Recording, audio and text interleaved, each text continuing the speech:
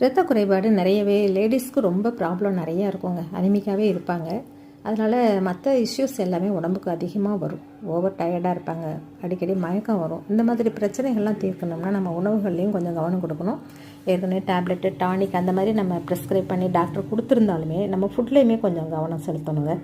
ஈரல், மண்ணீரல், சுவரொட்டி சொல்லுவோம் இல்லையா, அதுக்கப்புறம் பேரிச்சம்பழம், அடுத்து ட்ரை கிரேப்ஸு, அப்புறம் அத்திப்பழம், முருங்கைக்கீரை, இந்த மாதிரியும். அடுத்தது சிறுதானியங்கள்லேயும் நிறைய அயன் நிறையா இருக்குங்க, இரும்பு சத்து நிறையா இருக்குது. அப்போ ரத்த குறைபாடுக்கு நமக்கு மற்ற சத்துக்களோட இந்த ரத்தம் நல்லா ஊறணும் உடம்புல. அப்போ இந்த மாதிரி முருங்கைக்கீரை, கருவேப்பிலை பொடி எல்லாமே சேர்த்து நம்ம சிறுதானிய உணவுகளையும் சேர்த்து சாப்பிட்டிங்கன்னா நம்ம கொஞ்சம் ஹெல்த்தியாக நம்ம ஃபீல் பண்ணுவோம். ஓவர் டயர்டு இருக்காது. உடம்பு ரொம்ப முக்கியங்க.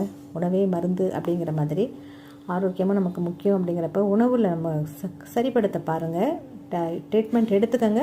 கொஞ்சம் நம்ம சீக்கிரம் அதுலேருந்து ரெக்கவர் ஆகணும்னா சீக்கிரமாக நம்ம ஃபுட்டில் தாங்க கவனம் கொடுக்கணும். நமக்கு என்ன முடியுதோ அதை நீங்கள் அதை தான் சொல்கிறேன். முருங்கைக்கீரையிலே அவ்வளோ இரும்பு சத்து நிறையா இருக்குது, கால்சியம் இருக்குது. நம்ம ட்ரை கிரேப்ஸ் எல்லாமே கம்மியான ரேட்டில் கிடைக்கிற பொருள்களை வாங்கி, பழங்கள் எல்லாமே நல்லா சாப்பிடுங்க. மாதுளம்பழம் இதெல்லாம் சாப்பிட்டிங்கன்னா ரொம்ப நல்லா ஹெல்த்தியாக ஃபீல் பண்ணலாங்க. அதில் இந்த வீடியோ பிடிச்சிருந்தா லைக் பண்ணுங்கள், ஷேர் பண்ணுங்கள், சப்ஸ்கிரைப் பண்ணுங்கள். நம்ம குழந்தைகளுக்கும் நல்ல ஈரல், மண்ணீரல் இந்த மாதிரிலாம் செஞ்சு கொடுங்க. அடிக்கடி செஞ்சு கொடுங்க. அவங்களுக்கு பிடிக்கிற மாதிரி வத்தல், சீரகம், மல்லி இந்த